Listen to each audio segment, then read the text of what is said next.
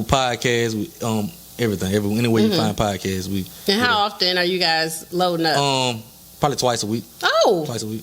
Is it that much SWAC news to talk about? Yeah, see, so we do different types of shows. It's kind of like a network. So I have like a all-corn only show one day of the week. We got like a basketball. Well, since it's basketball season, we both do a basketball show. Do whatever happened in basketball season. He has a Southern University show, and so we have different types of shows on the channel. So to keep it stuff going on. Well, look at that. Yeah. Okay, and how does one that feels that they are knowledgeable about all things sports, how do they get in touch to be a part of what you have going on? Oh, just hit us up on social media. We on all Instagram, Swac-n-Fool, and we always allowing. You want to come on? We don't tell nobody no. Really? You can call. Every show is a call-in show. Okay. If we say something you don't like, you can call in and tell us. Now you're probably gonna get some jokes. It ain't gonna be easy to call in. You ain't just gonna say what you want, but you can call in, talk to us, we'll drop the link. You come up right on the show with us, and do it like that. We have people from every school. We got a representative from every school to come on. Like the week we play a certain school, we're gonna have this school on. Things like this. So it's pretty fun. And how's the tension when Southern and Alcorn play? Oh my! Each other. It's bad. It's like all week long. We in a group message. We argue all week long, and so people always ask me how does it look so natural, and I tell them because it is natural. Yes. We literally gonna argue when we wake up in the morning. We gonna argue about the school, about the city is in, about the education. Like all week long is gonna be, even all year long. It's that week it just magnifies. Yes. And this year we playing Southern for homecoming. Alcorn's playing Southern for their homecoming, so it's gonna be even crazy this year. Okay, then. It's gonna be great. Well, make sure we tune into Swac-n-Fool. It's gonna be a show. Okay, so let's talk about just growing up in Baton Rouge and just the landscape of the city, how it's changed. Of course, you have a lot of gentrification and you have a lot of industry change. How has that changed, in your eyes? What has it not affected, but has it made you feel like, man, I need to go somewhere else? I'm one that I love Baton Rouge.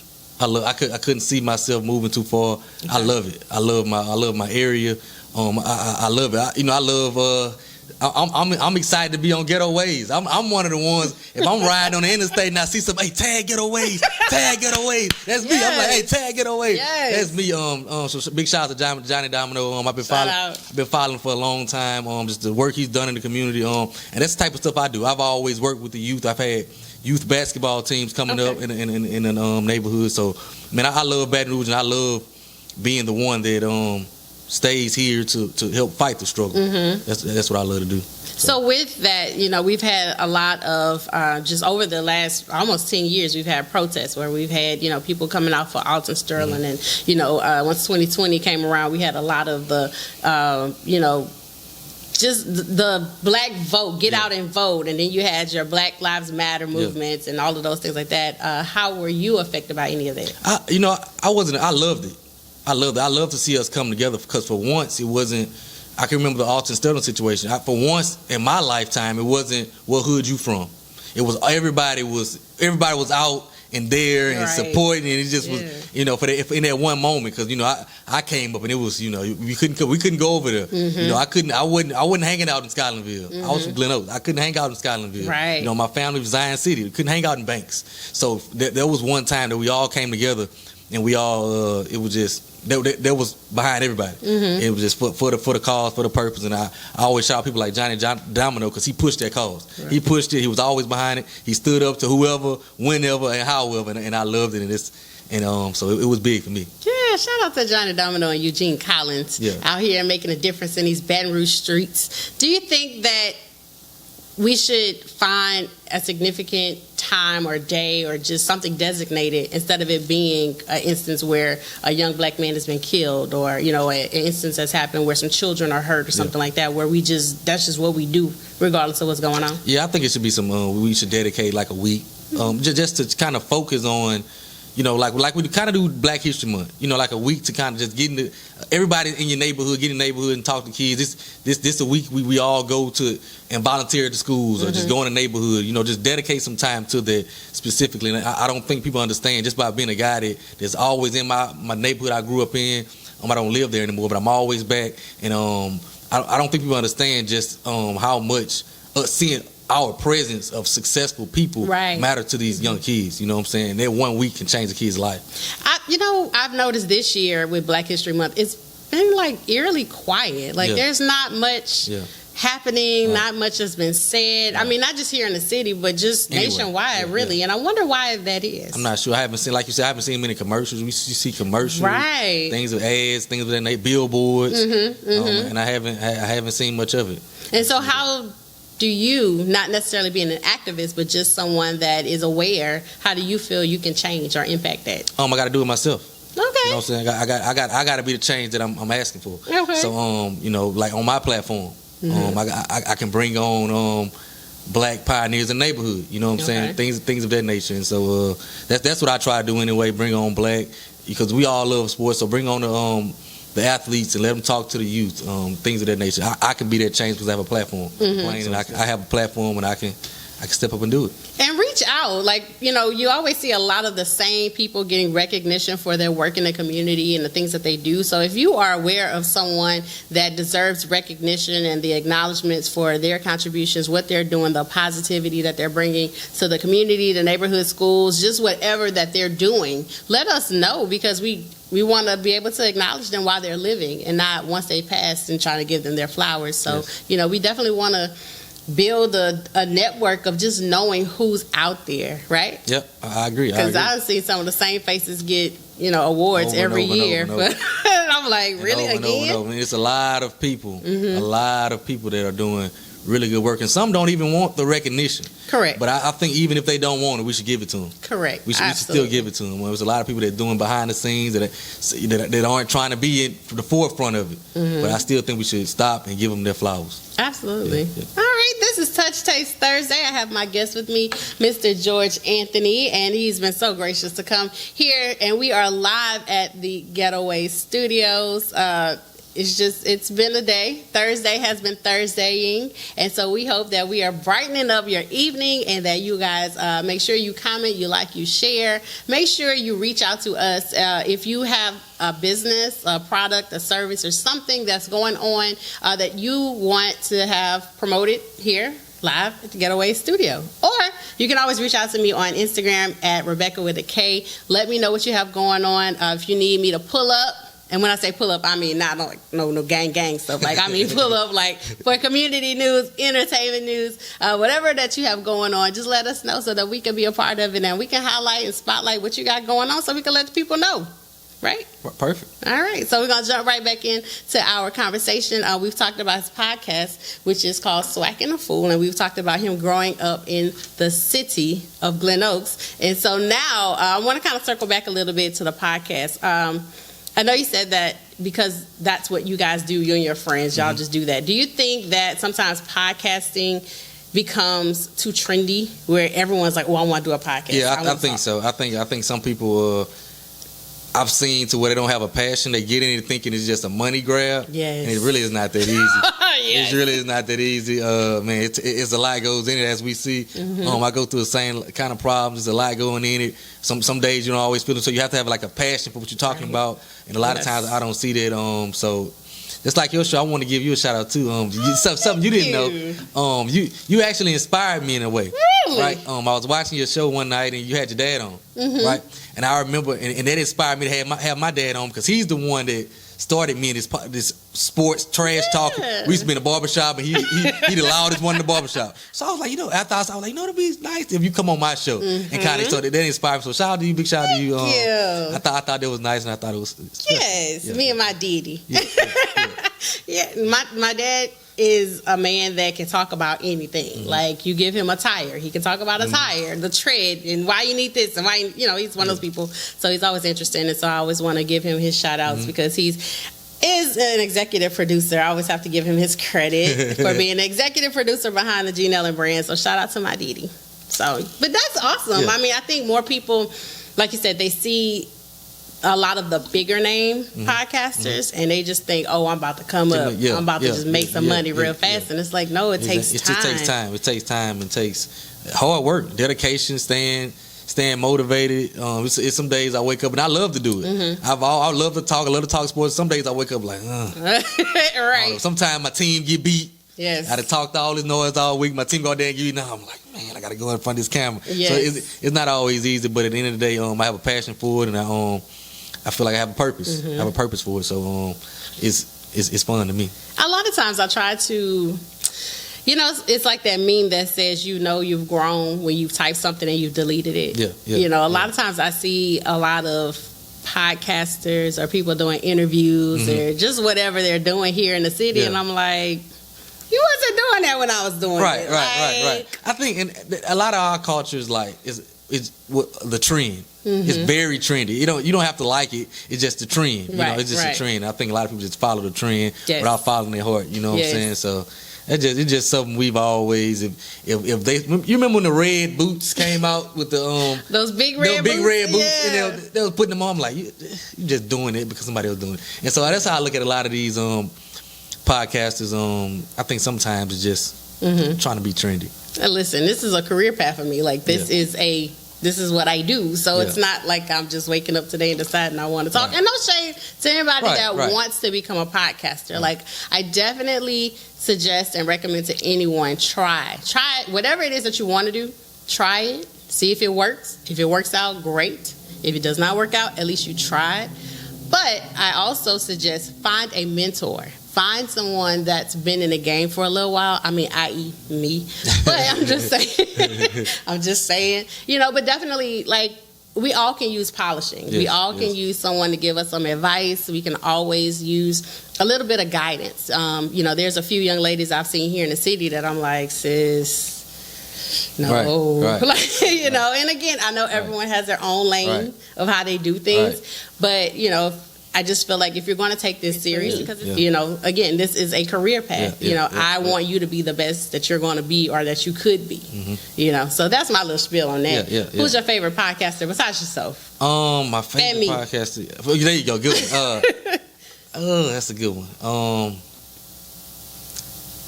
You talking about like in my genre? Anything. Who do you listen to regularly? I like Wallow. Okay. Yeah. I like Wallow and Gilly. Okay. All the Smoke. Listen to a lot of All the Smoke. I watch a lot of podcasts. Anything that Charleston White is on, I just think he's very entertaining. Entertaining is the best way to describe it. He's very entertaining. Yes. I like the Breakfast Club. Okay. So the Breakfast Club, even though they are a morning radio show, I think they kind of venture into so many different areas that it's pretty amazing how they have made this into a thing. Yes. So that's dope. Now there's one that I was a big fan of, right? Okay. I was a big fan of it. And recently I was trying to watch an interview yesterday, I kind of turned it off. Shay. Oh no. You don't like Unc? Not Big Unc? I was big on Big Unc, but now I think it's starting to become messy. Now he had the Cat Williams interview where he was down a lot of people. And I'm for entertainment. Okay. I love to talk crazy. And then he had Monique on there and she going at people. And then now it's like he just sitting there stirring it. And he just got his hand on the face like, he just sitting there stirring it, looking like Madea. He just sitting there stirring it. And now I'm kind of starting to be like, So to me, I kind of pulled back from that one. Okay. That was another one. That's understandable. I can dig it. With podcasting, it's one of those things where I don't particularly listen to other people. It's almost like if you're a songwriter. Right. Like you don't want to listen to an Usher song and you're trying to write a song for yourself. Right. Because then you're going to be influenced by what you heard from the Usher song. Right. Which is okay, but you don't want to you don't want to do too much. So a lot of podcasting, I'm just like, nah. And I'm not a listen to other people talk all that time. Okay. See, I'm the type when I ride, I listen to podcasts. Okay. Just random. But I don't listen to I'm like you. I don't listen to the sports podcast because that's the type of podcast. But the music, social podcast, that's what I'm listening to. Okay. When I ride, take these long drives, I'm listening to podcasts all the way there. Okay. Kids be upset. Can we listen to music? Be quiet back there. Be quiet. I'm listening to listening to Wallow and Gilly. So yes. Do you feel like sometimes they take it too far and they create a problem when there wasn't a problem? Yeah, all the time. I think with Shannon Sharp, I think some of the questions he's asked, some of the things he pushed, you can kind of push your guests to to start things with other people, and so I think that happens all the time. Now, you know, a lot of times he's not writing those questions. Yeah, Someone's writing. Yeah, right. Oh, okay. Because he's an educated man. However, he's not asking them questions. Right. And you can tell. Correct. Okay, so outside of podcasting, would you ever go into like news and media, like being a sportscaster for a news? You know, I've tried it.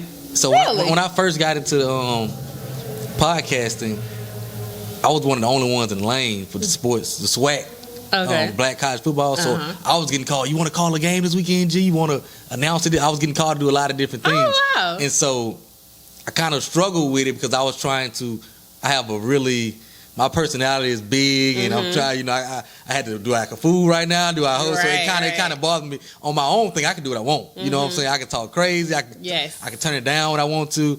And so it kind of bothered me doing some of the sports broadcasting because I couldn't be myself. Gotcha. Couldn't be myself. But I think it's something I'm gonna venture back into because I've been getting asked again. Gee, I'd love for you to host this for me. So I think I'm gonna venture back into it and put a little more effort into it this time. Okay. Well, that is awesome. So to our guests that is just tuning in, this is Touch Taste Thursday. This is season 6, episode, I don't even know anymore if it's 4 or 5, whatever. Nonetheless, you are here with us. I am Rebecca with a K, and my guest tonight is George Anthony. We are talking about podcasting. We're talking about just growing up in Baton Rouge. And we have a couple more topics that we're going to talk about a little bit down the road. So we appreciate you guys for tuning in with us. This is all happening live at the Getaway Studio here in Baton Rouge. As always, if you have a topic, a concern, a question, something that you want to have highlighted, someone you want to have acknowledged, make sure you message us at Getaways 2.0 on Instagram. You can Instagram DM me at Rebecca with the K. And if you're interested in talking sports, trash, just sports for the SWAC and beyond, make sure you hit up G Anthony on Instagram. Okay, and always, our segments are always sponsored by Getaways Media, so make sure we shout that out as our sponsor of Touch Taste Thursday. So let's get back to, we talked about podcasting, we talked about Baton Rouge and how it changed, the political climate has changed. How do you think the new industries that are coming in? So now we have the new industries of cannabis. We have medicinal marijuanas popping up everywhere. Yeah. What is your take on that? I have no problem with it. I think it's long overdue. I think really they're just trying to find a way to tax it before they give it to us, before they legalize it everywhere. I think they're trying to find a way to tax it. I think I have no problem with it. I think you should go ahead and give it to them. They find it anyway, and they smoking it anyway. So go ahead and give it to them. But it'll cut down a lot of violence. And I think that it's been a gateway to kids start selling. The first thing they start selling is the weed. Yeah. Then they get into harder drugs. But if you cut that first one out, you may see less drug dealers in the community because it's very easy to get weed and pick up that and learn that habit of selling drugs illegally. You know what I'm saying? So once you get a taste of that weed, now you want more money. You know what I'm saying? You start to you build your brand off selling the weed, and if you cut that out, then Correct. It may cut down on some of the other harder drugs in our neighborhoods. But do you think that it's fair that some of our counterparts that's not black and brown like us, they've been able to profit quickly off of the medical marijuana industry? Like quickly. Very quick, like overnight. Quick. Overnight, yeah. I don't. I think this kind of like the way of the world almost. I don't think it's fair. I think it's politics. But with Baton Rouge being, I don't know if it's predominantly black at this point, but we're on our way there. Yeah. Do you think that our city council and our leadership should recognize, like, hey, we are still arresting and locking up black and brown people in this city for what someone else on the other side of town can go to a pharmacy to get? Yeah. Like, how do you... That's something I've always thought, but I think it's above the black senators and politicians. I think it's above them. I think it starts at the top, and I think it would have to be for Louisiana to do it. In my opinion, I think it would have to be a worldwide not a worldwide mandate, but a U.S. mandate, and for Louisiana to do. I think we'll be the last one on board just because of some of the ways in this state. Yeah. And make sure you guys out and vote, make sure you go and register to vote. If you are not sure, you can go to, I think it's govote.com or govote.gov. Yeah, right. Whatever it is, just type in, how do I make sure I register to vote in Louisiana, so that you are on the rolls. We do have some big elections coming up within the next few months, and we want to make sure we get everyone out so that you can exercise your right to vote. I think the laws have changed now. If you are a felon, I think there's some changes there, but all of that information can be found online. I mean, everything that you may have a question about, if you're not sure, we're not sure, go online or call the Secretary of State. Ask them, how do I register to vote? Am I eligible to vote? When was the last time I was recorded voting? Because there's been instances where some rolls were deleted, some people weren't on their rolls, some people weren't listed living where they live. Just whatever it is, make sure you register to vote in your area properly. Have your ID, because we don't want anybody being turned away. Okay, because it's real serious out here this go around. So make sure you are registered to vote, and once you register, you do go and vote. Okay. So then that's how we can change the things that are going on here, because in order to get change at the national level, we have to start here locally. Yep. And I think people forget that part. I think that's the most important part is locally. Correct. I think we get all up in arms about the other, but you forget, you don't even know who your councilman is. Correct. And so I think that's something we need to pay more attention to. And the school board too. School that's board very too. important. That's very important. I'm glad you said that. That's very important. That's very important. Very important. And you have three kids, right? 3 kids, and they're in public school, private school? Public school. How have you noticed some of the changes have affected them as they've grown and gone through the different grade levels? Well, my youngest two are in East Baton Rouge, and one of the things that's different to me is how much time they get out of school now. Tomorrow they have a virtual day tomorrow. Virtual day tomorrow, and I'm like, virtual day, and I'm off. Oh. I'm off, so I'm like, you on daddy duty? Yeah, I'm on daddy duty. I'm like, that ain't virtual for me. They ain't sent no homework home. Nothing. I'm thinking, okay, they're gonna bring their little Chromebook home and do. No, it's just no school. Yeah, no school. So and then they have Mardi Gras break. Then they have Mardi Gras break after that. So they're essentially out almost a week, Thursday to Thursday. Yeah, Thursday to Thursday. Ooh, I missed them days. Yeah, we didn't have all of that when I was in school. I wish we did. I'm complaining about it now, but I wish when I was in school, I wish we did. I ain't lying. Yeah, but do you feel that they are learning more? Do you feel like there's more need for accountability at the schools? Do you feel like there can be more resources given to the schools? Yeah, I think it needs more resources and accountability. Just people being held accountable for some of the consistent low scores in certain areas. Mm-hmm. I don't see much change in schools being F schools for years and years and years, and the same things are happening. I want to see some different things happen. Mm-hmm. You know, some change. I want to see you trying.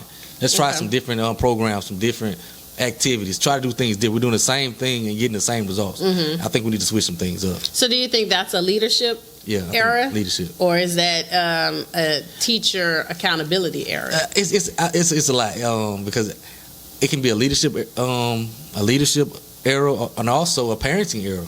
You know, a lot of times I know some.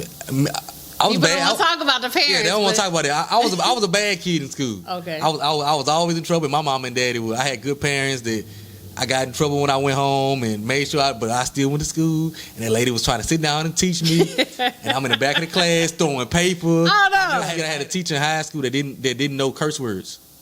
So I would sit in the class and just blurt out curse words. The whole class would just fall out laughing. And on top of that, he didn't know I'm cursing. He's from another country. Oh, he's from another country, so he don't know these. He don't know the curse words. Yeah, he know the main words. Mm-hmm. So I'm just in the class. Yeah.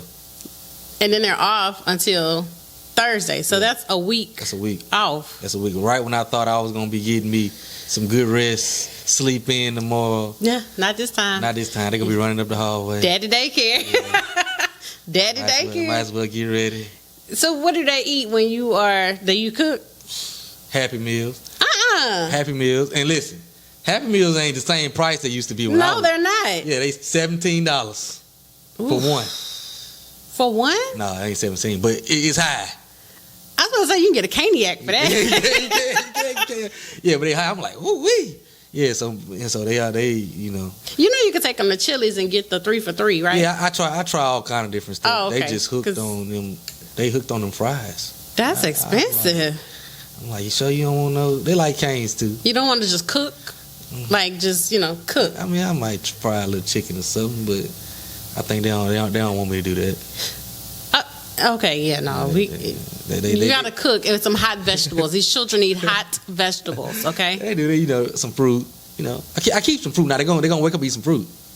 George, some apple. Get your apple out of there. No, get your apple. Then no some eggs, some bacon. Oh, you know what? Maybe a little waffle. I ain't bad with the breakfast. So grits. Not grits, but bacon, oatmeal? Eggs, oatmeal. Not the package with the cinnamon. Yes, it's definitely the package. No, I ain't. I'm not taste test. I'm not taste test Thursday. Touch taste Thursday. Touch taste. I'm saying it back. I mean, whatever, but that's can't come to your house and eat because we're gonna be hungry.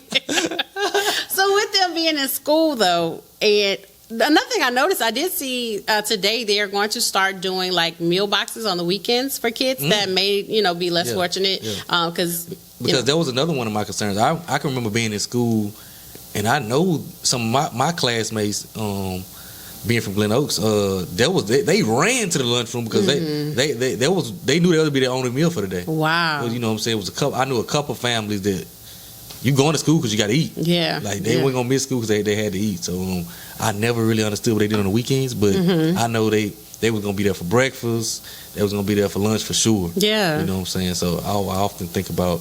And I couldn't understand why that was such a big to-do this summer when they were talking about cutting back on the meal program for kids. I think it was a part of like a nutrition grant or something like that, but it was like a whole issue about providing meals for kids, and I can't understand how that's even a topic of conversation. Especially with some of the poverty-stricken areas we have in this city. You know what I'm saying? I've saw with my own eyes how it has helped the community over the summer. Sometimes, absolutely. You know what I'm saying? They go there and get them something to eat, and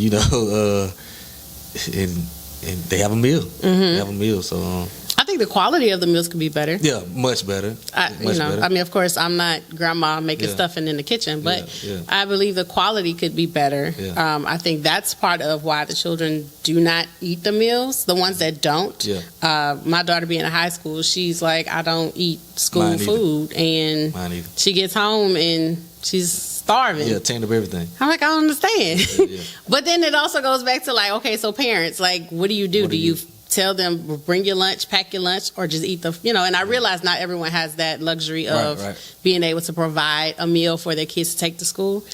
But if they can't order meals and have it delivered to them, and they're not eating the meals, how does that make it make sense? And it's not healthy to be going all day not eating like this. So. Especially not at a teenage, But how do you fix that? If you were in the position to give your suggestion on fixing that, how would you? I think more money needs to be put into the nutrition part of it to give different options.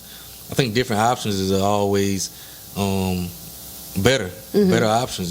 Sometimes I didn't eat some of the food there because it was only one option. It's something I just did not eat that day. You know what I'm saying? I think more options is better for kids. I mean, even if it's just a sandwich.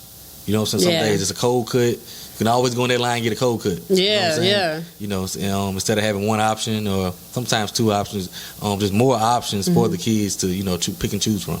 Okay, so we're gonna dig a little deeper now. Since you say you talk about anything, everything, so we're gonna dig a little deeper. All right. So being a single dad, I'm assuming you're single. Yeah. Are you single and someone else think they're in a relationship? No. Are you single? Like you can go to Waffle House and hold hands, single? All that. FaceTime in a Walmart single? Yeah, all that. I can do it all. Like FaceTime you at 11:38 p.m. single? Yeah. Oh, okay. Yeah, no problem. Listen, you have to ask these days. You have to ask, and you have to qualify because some people are single, but the people they're in relationships with are not. Yeah, right. Okay. So you being a single dad and you're raising 3 kids, I would imagine you do have a support system with your parents and stuff like that. How has that been for you being an educated, successful Black father in 2024, trying to date, trying to build your career, be a parent, and still do all of the things that you enjoy? To me, it's not really hard because I have like you said, I got a really good support system on both sides of the family, the kids' mothers. I have a really good. It's one mothers with an S. Yeah, I got two separate. I think all around, I just got really good. My family, my sister, my mom has 8 grandkids. Wow, and 6 of them go to school together. Oh, okay. Elementary school together, and so some days I call my pops like, hey, pick up your grandkids, and he love to go over there, you know. And he would never come pick us up, but he love to go pick them up, pack them up in the truck, and take them to get some care. You know what I'm saying? So I just have a great support system, so it helps me out a lot. That's awesome. Do you feel that a lot of times in your dating life it's a little bit tougher because you do have smaller or younger kids? Yeah, especially with the time. I like to give my kids their time. Yeah. And everybody don't really understand that part of it. I like to give them, their time when I'm rolling over, because I'm the childish dad. I'm the one running through the house, scaring you with the mask. I'm the one, me and my son playing football. When I grew up, it was a saying, no playing football in the house. Don't play with the ball. Me? We playing football in the house, tackle you, throw you on the ground, and then me and my sister, my daughter, we making TikToks. And my oldest daughter, the same thing. So, for me, is forgot what I was saying. For me, it's fun. Basically, it's fun to me, and I enjoy doing it. Do you think it is a little tough when you're bringing someone into the situation and they're trying to understand, like, why y'all playing football in the house? That's always tough. Trying to explain the dynamics of it, especially when you come from 2 different backgrounds. Because I was raised in a 2-parent household. You know what I'm saying? And so I try to establish. This may sound crazy, but I try to establish my house in the same way, not having both, but some of the same rules, and things still apply. I don't allow people to just run in and out my home. Absolutely. And, people just all over there of all different types of, you know what I'm saying? So I try to have the same values in the home as my mom and dad had. They've been together, like you said, your parents, you know what I'm saying? So I try to have the same value system. Absolutely, and I think that gets lost in dating because you do run into so many people that have so much, not just baggage of dating, but like family baggage. And they bring in daddy issues, mommy issues into a relationship that is like, I didn't hurt you. I wasn't. I just met you. Like I wasn't there. I don't know. And so I'm always interested for men, their perspective of dating, because, you're going to get different responses, of course. And so, with women, we always put on our best. We always show up as our representative. Well, not we, but they, not me. I'm always going to be me. They show up as someone else. And so once you start to peel back those layers and then you find out all that baggage, like, then what do you do? Because at this point, you're reeled in. They got you.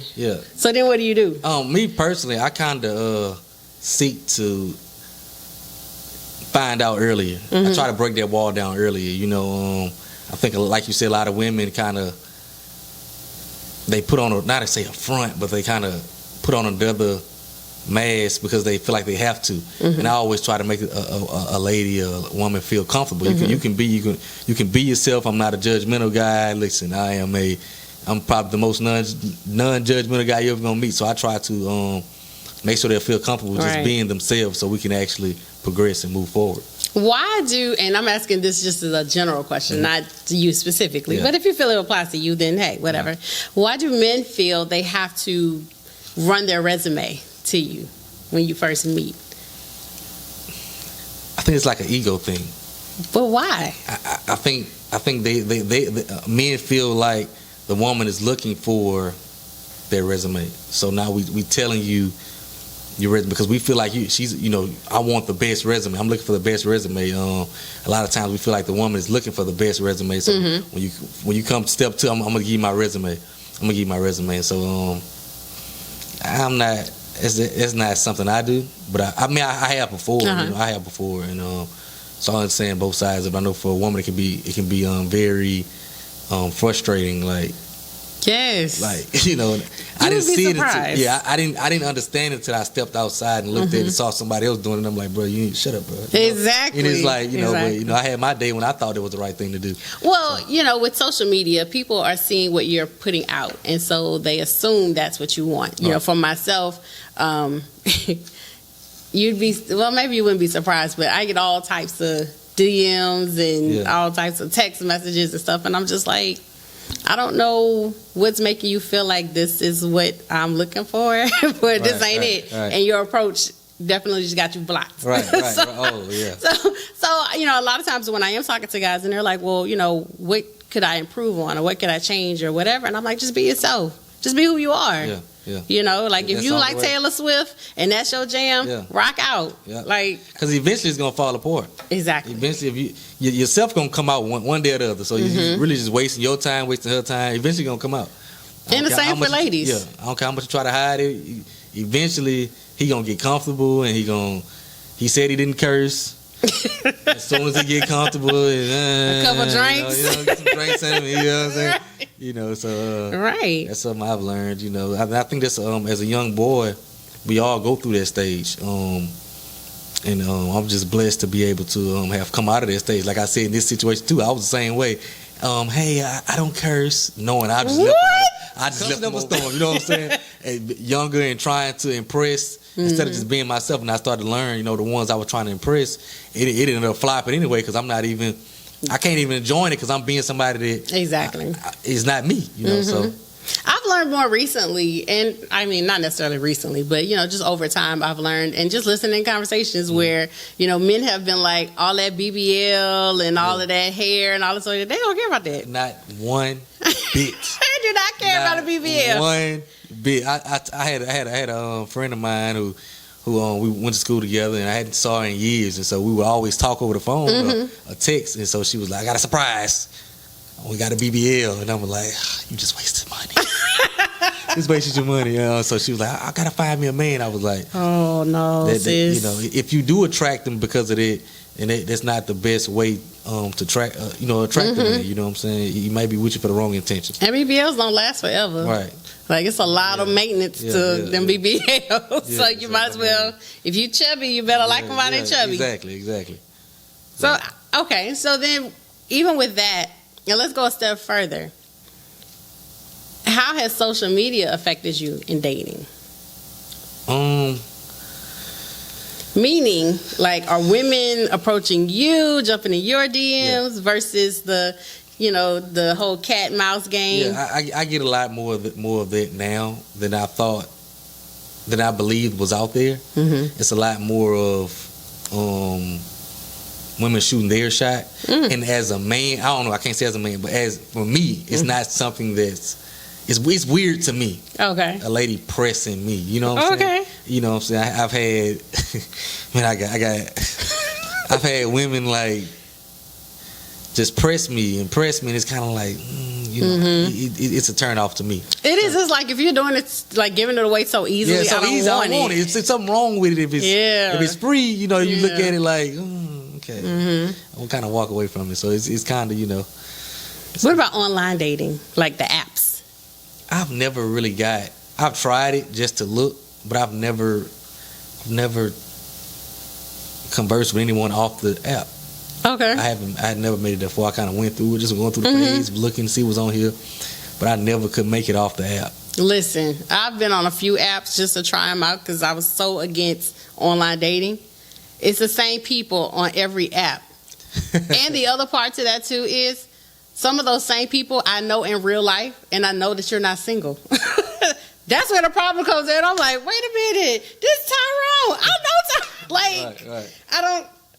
I don't know why people do that. Yeah. And that bothers me because I'm like, that's weird. Yeah, very weird. And I think it's creepy. And it's almost like, what do? Do you blast them out, or do you just, what do you do? Your homeboy is online dating and he's married or in a relationship, and your homegirl is like, yo, I saw so-and-so. What do you do? I'm more of a mind your business guy. I've been in a situation where I kind of try to step in and they turn on you, and I'm just like, I'm gonna leave that You know, so I'm gonna leave it alone. So now I'm a kind of mind your business guy. But if I got a really good relationship with my partner, I'm like, bro, why are you got a good girl at the house? You know, why are you on there acting like you're married, dog? You know what I'm saying? So it just depends on the relationship I have with the person. But most of the time, I'm more of a mind my business type of guy. So who holds you accountable for anything? I got some old heads that are really, just like we were talking about the podcast world. I got an old head, Mr. Reggie Flood. Okay. Mr. Reggie Flood, and he was the one. He gonna call me. I might say something crazy. G, you can't say that. You know what I'm saying? Mr. Charles Edmond. Some of the guys I go to the barbershop with, are just, you know, they're gonna always, and I'm always open to it. They know I'm open to it. Yes. I know because I'm gonna challenge them on things, so they know they can call me and challenge me. They know they can call me and challenge me. Whatever I say, if I say something out the way, you can call me and challenge me. I'm never beyond approach. And so I got some really, and my father. Okay. He knows his son, so he know the kind of, every once in a while, you know, give me a little, he know me, so he gonna make sure he hold me accountable for everything from fatherhood to my career. You know, I was on a job one year, like 5 years. He's like, you got a very extensive resume. You gonna stay there forever?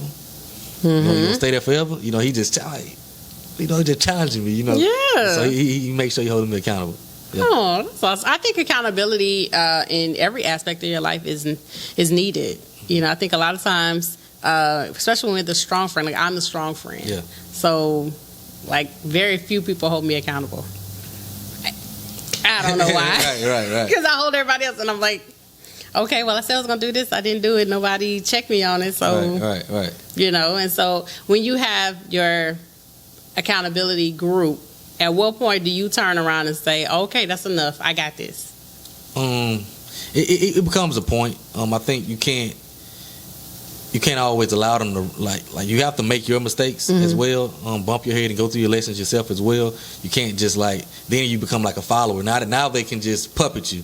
You know, I've been in situations where I worked with a guy one time, and he was old. I felt like he was an old head to me, but then he started to try to control me, and I had to be like, hold on, wait, hold on, you can't run my household now, buddy. I mean, you know, I went and bought a car. Like, you don't need that car. You go get you another small. Like, hold on, I work hard now, buddy. But you know what I'm saying? So it's just that balance of knowing when enough is enough, and what to take and what not to take, and just being able to, I think, to take it all in, and have the mind to be able to decide between the two of, you know, what to take and what not to take.